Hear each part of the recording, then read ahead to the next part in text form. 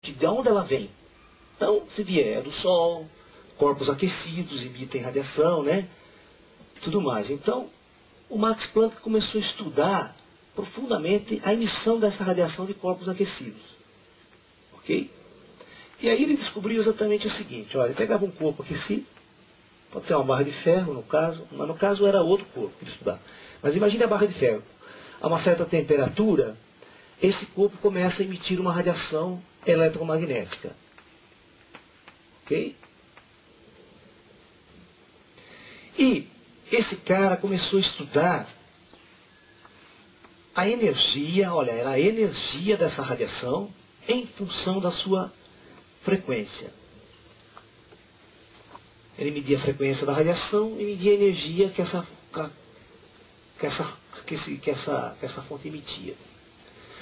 Bom, o que ele começou a perceber, um negócio muito interessante, que essa radiação, a quantidade de energia, só era emitida em pulsos. Sabe? Ou seja, em quantidades definidas. E era muito engraçado que não tinha uma quantidade intermediária. Ou seja, o espectro não era contínuo de energia. Esse gráfico aqui, ele não dava, por exemplo, uma reta assim, sabe? Contínua.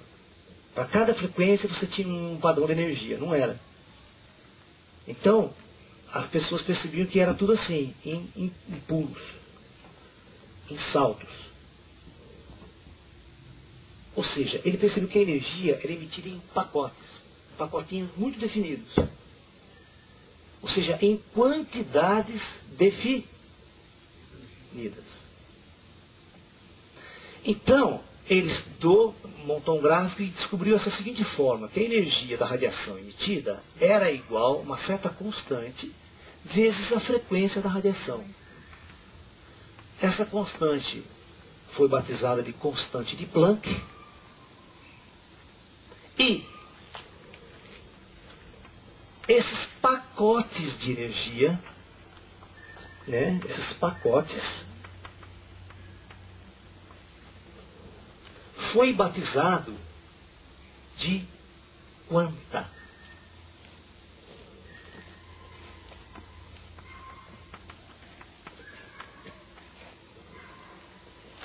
Tá? Então, quando ele emite um pacote de energia, a gente diz que ele emite um quantum de energia eletromagnética. É uma palavra em latim, né? Então, um quantum, dois quanta. O quanta é plural. Tá? O quantum é singular. Então é um quantum, dois quanta, três quanta, quatro quanta, cinco quanta. Ok? Então daí vem o termo física quântica. A física da quantidade de energias que são emitidas em quantidades específicas e não emitidas de uma forma contínua. Então surge o termo física quântica. E se percebe que todo átomo, todas as partículas elementares vão funcionar dentro desse modelo de quantidades definidas. Mais tarde, esses pacotes de energia eletromagnética vai ser batizado de fótons, por Einstein. Einstein cria a teoria do fóton. Ok? Então, a ideia da física quântica é que a energia, ela sempre é emitida e também absorvida por um corpo em quantidades definidas. Por exemplo, aquele corpo sempre emite pacotes naquele valor de energia. Ele não consegue emitir metade. Ele só emite aquele pacote. Mais tarde a gente vai entender por quê. Quando a gente vai estudar o que emite essa energia. Aí o Niels Bohr desenvolve uma teoria sobre o átomo e ele diz que quando o elétron salta de um nível quântico para outro, ele emite esse pacote de energia. Por isso que os pacotes são definidos. Porque os pacotes são devido a saltos quânticos. A perda e a absorção de energia do elétron na eletrosfera do átomo. Mas até então, quando o Max Planck desenvolveu essa teoria, Não se tinha uma teoria do átomo. Não se tinha teoria de salto de elétron. Nem sabia como é que era o átomo lá dentro. Por isso que a física quântica ela é muito interessante, porque é uma física experimental. O cara experimenta, monta um aparato, mede um treco e tenta desenvolver uma teoria para explicar aquilo. É diferente dos físicos que faziam uma física astrofísica, como Einstein. Primeiro ele faz uma teoria, depois os caras vão investigar para ver se está certa. A física quântica é feita ao contrário. O cara mede primeiro, são físicos experimentais, obtém os dados e tenta se explicar o porquê daquilo. Daquelas medidas. Ok? Vocês querem fazer pergunta? Entendeu direitinho a ideia de quantidade? Por que chama física quântica? Porque é a física da quantidade.